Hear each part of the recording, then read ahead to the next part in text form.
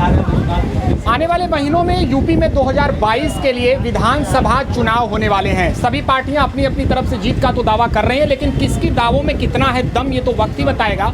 वाराणसी के प्रसिद्ध चाय की दुकान पर हम हैं, यहाँ पर हम बात करेंगे। धर्माचार्य व्यास जी हमारे साथ जुड़े हैं, एक लंबा राजनीतिक अनुभव भी है उनके पास, और कहीं न कहीं यहाँ से ही सटीक अनुमान लगाया जाता है कि किसकी बनेगी सरकार। इस समय हम चाय की दुकान पर हैं। बहुत धन्यवाद व्यास जी हमारे साथ जुड़ने के लिए।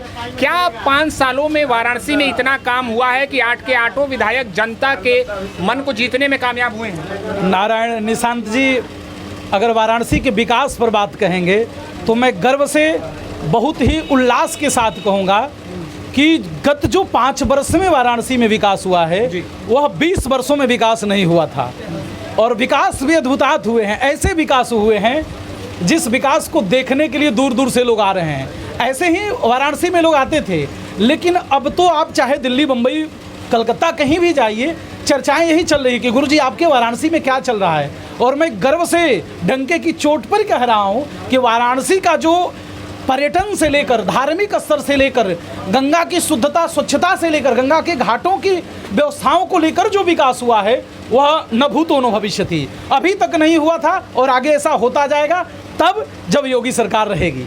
जी व्यास जी, कानपुर की घटना की बात कर ली जाए या फिर गोरखपुर का या लखीमपुर की अभी हाल ही कुछ घंटे पहले हुई घटना की बात कर ली जाए, तो उसके बाद जो है काफ़ी हद तक सरगर्मी, जो चुनावी सरगर्मी या फिर कहेंगे राजनीतिक पारा चढ़ा है, उस घटना को दूसरे एंगल से देखा जा रहा है। आप क्या कहेंगे, चुनाव पर उसका कितना प्रभाव पड़ने वाला? अवश्य ही, मैं भी एक किसान का पुत्र हूँ और किसानों की पीड़ा को, किसानों की वेदना को, किसानों के अंतर दर्द को मैं बहुत अच्छे से समझ सकता हूँ। किसान आंदोलन, किसानों की जो भूमिका है वो चल रही थी, चलनी चाहिए। उसके संज्ञान को लेने के लिए कोर्ट थे, हाई कोर्ट थे, सब चल रहे थे। लेकिन जो कानपुर की पीड़ा है, कानपुर की जो घटना है वह बर्दाश्त से बाहर की है, और उस घटना के ऊपर जितना भी कुछ कहा जाए, कड़ी निंदा किया जाए, वह कम होगा। जिस किसानों ने अपने प्राणों की आहुति दी थी, मुझे ऐसा प्रतीत हो रहा है कि हाँ, मैं सत्ता पक्ष को दूर रख के बात कर रहा हूँ कि इसकी भरपाई बीजेपी नहीं कर सकती है, और चुनावों में किसानों के इस पीड़ा को, किसानों के इस बलिदान को जरूर इनके ऊपर असर पड़ेगा, और कहीं ना कहीं पश्चिमी जो उत्तर प्रदेश हैं वहाँ बीजेपी बिल्कुल नकारी जाएगी। देखिए, कल से ही वाराणसी से चुनावी प्रचार की शुरुआत कर देंगे सीएम योगी आदित्यनाथ। इसके अलावा सभी पार्टियां अपनी अपनी तरफ से भी जो है चुनाव प्रचार में जुट चुकी हैं। आपको क्या लगता है किसका किससे लड़ाई है यहाँ पर उत्तर प्रदेश? तनिक भी संदेह नहीं है कि इस समय वर्तमान में जो चुनाव होने जा रहे हैं उत्तर प्रदेश में, इसमें केवल 2 ही पार्टियां लड़ाई में हैं।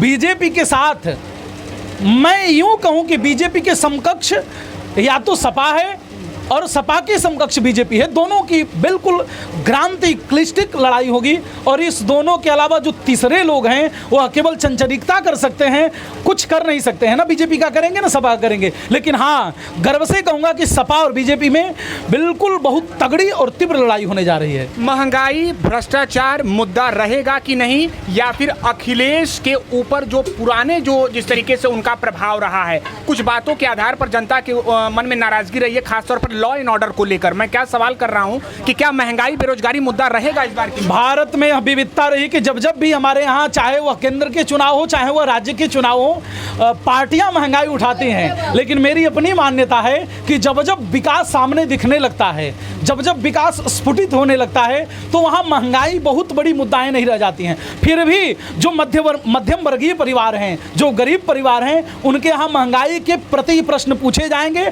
और मैं निवेदन करूँगा कि सरकार उन मध्यम वर्गीय, उन गरीबों के लिए जो अत्याचार रूपी महंगाई बढ़ रही है उस पर लगाम लगाने चाहिए, और सब महंगाइयों को सीमित करके सबका साथ सबका विकास करना चाहिए। 2014 लोकसभा चुनाव की बात हो, 19 लोकसभा चुनाव की बात हो, 17 विधानसभा यूपी चुनाव की बात हो, या फिर अन्य राज्यों के भी विधानसभा चुनाव की बात हो, व्यास जी की भविष्यवाणी बहुत हद तक सटीक बैठी है। सीधा सवाल हम करेंगे, 2022 में व्यास जी आपको किस पर भरोसा लग रहा है कि नहीं उनकी? देखिए, अगर 22 की बात करेंगे और केंद्र की बात करेंगे तो मैं बड़े गर्व और अभिमान से कहता हूं कि केंद्र में अभी दूर दूर तक कोई आने वाला नहीं है।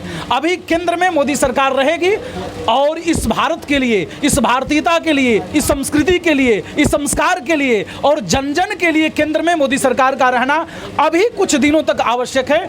परिवर्तन होने चाहिए, सरकारें बदलनी चाहिए, लेकिन वर्तमान भारत की जो स्थिति है सीमा सुरक्षा से लेकर राष्ट्रीय सुरक्षा तक, इसलिए अभी भारत में मोदी सरकार, बीजेपी की सरकार केंद्र में रहनी चाहिए और केंद्र में ये रहेंगे, गर्व से रहेंगे, बड़े पूर्णता से रहेंगे। यूपी विधानसभा चुनाव 22 में किसकी सरकार है? किसी भी स्तर में सरकार बीजेपी बनाएगी और पुनः एक बार उत्तर प्रदेश की जनता को एक बार नूतन दिव्य दृष्टि से विकास देने के लिए, उनके भावनाओं को और भी विकसित करने के लिए योगी ही मुख्यमंत्री बनने जा रहे हैं। तो बनारस के इस चाय की दुकान पर जो चर्चा होती है उसमें केवल और केवल राज्य या केंद्र की बातें नहीं बल्कि अमेरिका के चुनाव की भी सटीक रणनीति और सटीक विश्लेषण पर चर्चा होती है। अब देखना होगा कि व्यास जी की बात कितना हद तक सही होता है। फिर होगी आपसे मुलाकात। नमस्कार।